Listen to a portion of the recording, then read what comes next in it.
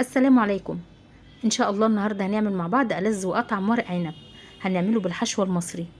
حشوه بصراحه جباره. الحشوه بتاعتنا النهارده هتنفع لجميع انواع المحاشي. طبعا انا هعمل النهارده ورق العنب بتاعنا باللحمه، ممكن حضرتك تعمليه بالفراخ، ممكن تعمليه ساده خالص، مفيش مشكله. اهم حاجه ان احنا هنشوف مع بعض كل تكات وتفاصيل طريقه عمل ورق العنب. مش هتشتريه من بره تاني ولا هتشتريه من اي مطعم بعد كده.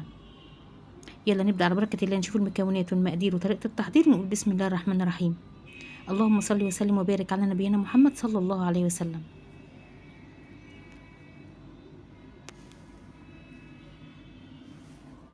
ان شاء الله النهارده انا هشتغل معاكم بنص كيلو من ورق العنب. طبعا انا بجيب ورق العنب برصه بالشكل دون، وبربط كل العناقيد مع بعضها بالخيط. ده بيسهل عليا بعد كده لما اجي احشيه. معايا حله على النار فيها ميه مغليه، هطعمها بمعلقه كده من الكمون، نص معلقه صغيره من معلقه الشاي كمون، ومعلقه شاي ملح. وهبدا انزل ورق العنب بتاعنا. بياخد وقت قد ايه في الميه؟ بياخد دقيقتين، مش اكتر من كده. اول ما بنزله في الميه على طول بقلبه على اليمه التانية، ما بياخدش وقت معانا. اول ما بطلع ورق العنب بطلعه في مصفى وبفتح عليه الميه الفتره من الحنفيه عشان توقف عمليه التسويه بتاعتنا.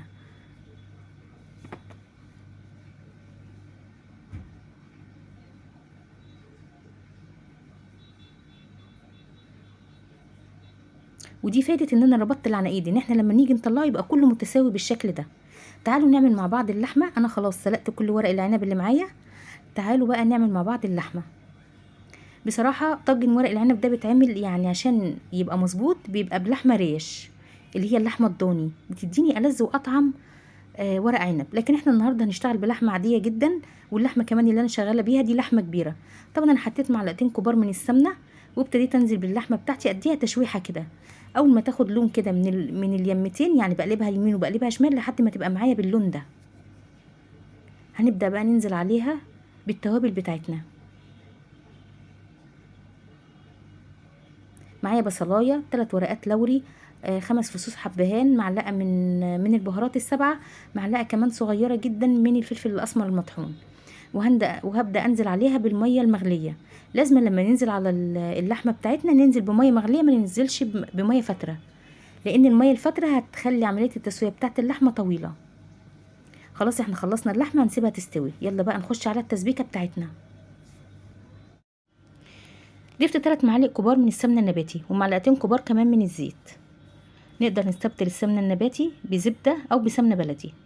ضفت 3 بصلات كبار مفرومين فرم متوسط، أنا فرمتهم في الكبة. هنقلب طبعا البصل مع المادة الدهنية بتاعتنا، وهنسيبها كده لحد ما تدبل وتبتدي تدخل معايا في اللون المصفر زي ما انت شايفة قدامك كده. ابتدت تصفر معايا بالشكل ده. هبدأ أنزل بالطماطم بتاعتنا. أنا استخدمت 1.5 كيلو من الطماطم الحمراء. هنبدأ بقى نحط التوابل. أهم حاجة في التوابل إن التوابل ما تكترش مننا، وفي نفس الوقت برضو ما تقلش مننا، تبقى مظبوطه. على المقدار ده حطيت معلقه من الفلفل الاسمر المطحون بمعلقه الشاي، بمقدار معلقه الشاي، ومعلقه من الكمون، ومعلقه من الكزبره الناعمه، وربع معلقه من البهارات السبعه. دي البهارات اللي انا حطيتها، دي بهارات المحشي، بهارات اساسيه للمحشي. طبعا حطيت الملح، معلقتين من الملح، واهم حاجه ما ننساش ربع معلقه من السكر، عشان السكر بيعدل لي هنا الطعم، او بيعدل لي الحموضه بتاعه الطماطم. طبعا انا نسيت الصلصه بتاعتنا لحد ما اتسبكت وبقت بالشكل ده. اول ما تبقبق معاكي وتشوفيها بتبقبق بالشكل ده والماده الدهنيه تطلع كده على الوش، خلاص دي اتسبكت. هطفي عليها وتعالوا بقى نكمل بقيه الخطوات بتاعتنا بتاعه التسبيكه الجميله بتاعه المحشي بتاعنا. انا هنا استخدمت 3 كوبايات من الرز المصري.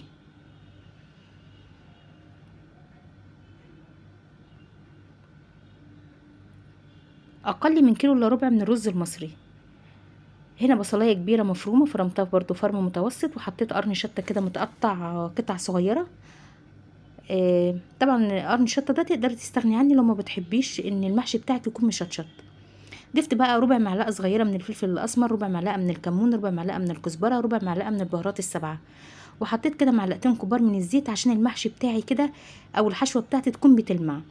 ضفت كمان الخضره بتاعتي. الخضره دي خضره مشكله عباره عن بقدونس وكزبره وشبت. نكتر في الكزبره الخضراء لانها بتديني طعم حلو جدا للمحشي. طبعا قلبت الخلطه كلها مع بعض وبقت معايا بالجمال ده. تعالوا بقى نبدا على اهم حاجه، نبدا نخش على الخطوه اللي بعد كده، ودي اهم حاجه في المحشي، وهي لف ورق العنب. طبعا انا لما رصيت ورق العنب كله مع بعض وربطت الطرف كده بالخيط وسلقته زي ما هو، وبعدين غسلته برده وهو مربوط زي ما انت شايفه كده، يسهل عليا عمليه الحشو لان هو بيفضل متساوي بالشكل اللي قدامك ده. خدت ورقه كده من ورق العنب بتاعنا. المهم ان الورق العنب ليه اتجاهين، اتجاه ناعم واتجاه خشن. انا هحط الرز على الاتجاه الخشن، وهنبدا نظبط الرز. نبدا نظبط الرز كده او نسويه في ورق العنب، وبعدين هتني الطرف من الامام على الرز، وبعدين هتني الطرفين من الجناب، وهبدا ابرم ورقه العنب بالشكل ده، فتديني صابع محشي شكله حلو جدا. يلا نعمل واحده كمان عشان الفكره تتضح. انا برضك بفكرك ان انا بشتغل على الوجه الخشن.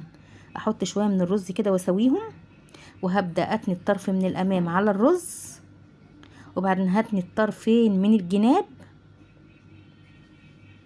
وبعدين هبرم ورقه العنب كده، هظبطها بايدي وابدا ابرمها كده على البلانشه. اهم حاجه ان انت تبرميها على بلانشه، على كيس بلاستيكي، على صينيه، عشان تطلع معاكي متساويه. بصراحه ورق العنب اللي انا كنت شغاله فيه كان حجمه متوسط، مش حجمه صغير ولا كبير، فكان صابع ورق العنب كان متوسط وجميل جدا. وطبعا في طريقه تانية لحشو ورق العنب بسرعه الصاروخ، ان انت تجيبي حضرتك ورق العنب كله تفرديه على الرخامه قدامك، وتحطي في كل ورقه شويه من الرز وتسويهم، وتبتدي تلفي بقى الورق العنب. هتلاقي نفسك بتلفي ورق العنب كله بسرعه. طبعا دي اخر ورقه عنب احنا هنعملها مع بعض، وهنعملها بطريقه برضو مختلفه عن اللي كنا بنحشي بيها من شويه. ورقه وحطيت فيها شويه من الرز وسويتها بالشكل ده. انا هنا بقفل الاجناب الاول، وبعدين ببتدي ان انا الف ورقه العنب عادي خالص زي ما انت شايفه بالشكل ده، فبتديني صابع متساوي بالشكل ده. اهم حاجه ان احنا نتاكد ان الجناب بتاعت ورق العنب متقفله كويس عشان ما يخرجش منها اي رز. وبكده اكون انتهيت من لف نص كيلو ورق عنب بسرعه. طبعا انا لفيته بصراحه بسرعه، ما خدش مني وقت. طبعا ورق العنب ممكن تسويه في الفرن، وممكن تسويه على عين البوتاجاز. طبعا ممكن تحطيه في حاجه، طاجن فخار او صينيه الومنيوم او طاجن الومنيوم او اي حاجه متوفره عندك. المتوفر عندك حضرتك اشتغلي بيه. انا معايا هنا حله الومنيوم، حطيت فيها معلقتين من السمنه، وهبدا احط الفرشه بتاعتنا اللي المفروض ان احنا بنرص عليها ورق العنب واللحمه بتاعتنا. انا هحط هنا طرنشات من البصل مقطعاها طرنشات سميكه، وهضيف كمان طرنشات من البطاطس مقطعاها سميكه. وممكن تضيفي حضرتك فلفل رومي متقطع طرنشات، او طماطم متقطعه طرنشات، وممكن تضيفي كمان جزر متقطع طرنشات سميكه. انا هكتفي النهارده بالبصل والبطاطس بس. طبعا البصل والبطاطس دول لما بنخلص الطاجن بتاعنا او بنخلص ورق العنب تسويته، البطاطس والبصل دول حرفيا بيكون طعمهم خطير، لانها بتكون استوت وشاربه من الصوص اللي نازل من اللحمه ومن المحشي، فبتديني طعم حلو جدا، فبتاكليها بالعيش كده بتبقى طعمها خطير جدا. زي ما انت شايفه كده انا رصيت خلاص الفرشه بتاعتنا اللي احنا هنحط عليها ورق العنب. هنبدا بقى نرص ورق العنب. تعالوا نشوف اللحمه اللي احنا عملناها مع بعض. طبعا اللحمه بتاعتنا لما استوت انا نسيت اصور اللقطه الاخيره يعني اثناء التسويه بتاعتها، لكن اللحمه استوت، خدت ساعه وربع على البوتاجاز. وبعد ما استوت انا ضفت معلقه ملح في الشوربه بعد ما استوت، علشان خاطر اللحمه تطعم كمان من التوابل. هي اتطعمت كده كده من التوابل، وكمان تطعم من طعم الملح. اللحمه بتاعتي استوت سوا كامل، يعني انا ما خليتهاش تستوي سوا الا ربع ولا الكلام ده، لا انا خليتها استوت سوا كامل. اثناء تسويه طاجن ورق العنب واللحمه مستويه سوا كامل، اللحمه دي هتبقى معايا، هتزيد معايا في السوا، فهتبقى دوبه معايا دوبان. هتيجي يعني تقطعي كده قطعه اللحمه تلاقيها دوبان بتدوب في ايديكي، هتبقى عامله زي الزبده. هنبدا بقى نرص اللحمه زي ما انت شايفه كده. وممكن طبعا لو مفيش عند حضرتك لحمه تعمليه ساده خالص مفيش مشكله، وممكن تضيفي صدور من الفراخ، وممكن تضيفي كمان اوراق من الفراخ. بس لو هتضيفي صدور او اوراق خليها تستوي بقى 3/4 سوا، وبعد كده حطيها في الطاجن بتاعك، او حطيها اسفل الحله للمحشي لورق العنب، لان الفراخ لو خدت سوا كامل هتتهري عكس اللحمه. ورق العنب هنا هنبتدي اول صف هنبتدي نلفه داير ما يدور، اول صف هبتدي الفه داير ما يدور، وممكن تلفيه بالطول. تاني صف هلفه بالطول، يعني اول صف داير ما يدور وتاني صف هلفه بالطول، علشان خاطر ورق العنب يبقى متعشق كله في بعضه كده يبقى متماسك. يعني لما تيجي تصبيه او تكبيه كده في الحله الرصه بتاعت ورق العنب ما تقعش. انا بوريكي هنا ان انا دي اول صف هو لفيته داير ما يدور، وبلف التاني بالطول زي ما انت شايفه كده كله جنب بعضه، وهخلص كل الحله بالشكل ده، صف داير ما يدور وصف بالطول، وكده ده اخر صف معانا. هنبدا بقى نحط الشوربه بتاعه الورق العنب، احنا بنسميه عندنا في الفلاحين القعد بتاع المحشي او قعد ورق العنب. طبعا الشوربه دي انا عصرت عليها ليمونتين كبار، لو حضرتك ما بتحبيش المزازه في ورق العنب ممكن تستغني عن الليمون، وممكن تضيفي كمان على الشوربه معلقتين من دبس الرمان. شايفه شكل الشوربه عامل ازاي؟ شكلها فاتح وحلو وريحتها جميله جدا بشويه التوابل اللي احنا طعمنا بيهم الشوربه.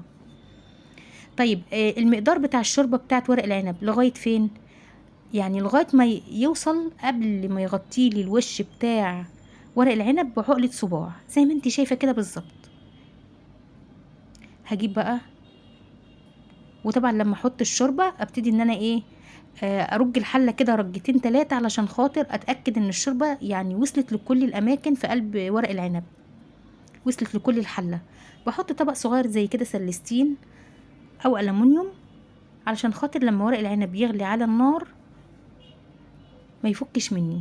طبعا بعد ما غلي انا وطيت عليه النار، اول ما غلي غلوتين 3 ابتديت ان انا اوطي عليه النار على نار متوسطه، واول ما شرب الشوربه بتاعته خليته على نار هاديه جدا عشان يشرب من اي شوربه فيه، وده كده سبته لحد ما بقى هادي. يعني لما انا وريتهولك من شويه كان مطلع دخان، ده كده كان على البوتاجاز.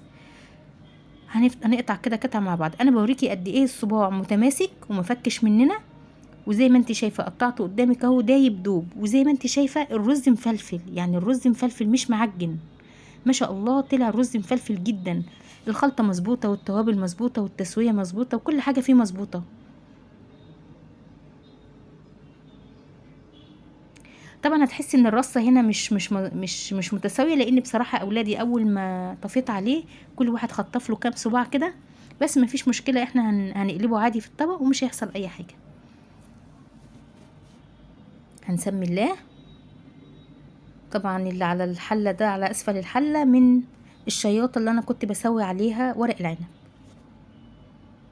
ادي نتيجي زي ما انت شايفه كده، انا فضيته بالشكل ده، وشايفه الحله مش ملسوعه مننا ولا اي حاجه، وشايفه البطاطس والبصل شرب من الصوص ازاي، وشكل الطاجن بتاعنا وشكل القالب بتاعنا بتاع ورق العنب نازل اللهم بارك، مش مفكوك مننا ولا حاجه. عشان ما يتفكش ما تكبهوش وهو ساخن، كبيه لما يهدى لما يبرد، يعني هو كده دافي. نبدا بقى نفس الطاجن اللي احنا فضيناه اهو بفضيه في صينيه واسعه شويه عشان نشوفه بصوره اوضح مع بعض. شايفه شكل ورق العنب ما شاء الله، وشكل اللحمه بتاعنا خطير جدا. شايفه الصبي عامل ازاي متماسك، لونه بيلمع دايب دوب.